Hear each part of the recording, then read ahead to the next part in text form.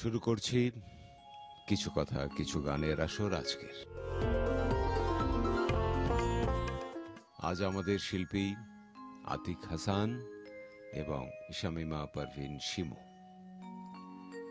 প্রিয় দর্শক শ্রোতা, চলুন এদের কাছ থেকে আজকের গান শোনা যাক। তুমি শোনাও এবার। আমি শোনাচ্ছি নূপুর আমি পরিণত আর এই গানটি। গানটি গেয়েছিলেন ইফাত আরা নার্গিস, আর গানটির কথা লিখেছেন রঙ্গু শাহাবুদ্দিন এবং সুর করেছেন আলাউদ্দিন মিয়া। নূপুর আমি পরিণত আর চমৎকার গানটি, এবং গানটিতে একটি উচ্চাঙ্গ সঙ্গীতের মেজাজ রয়েছে, বেশ ভালোই লাগবে, শোনাও।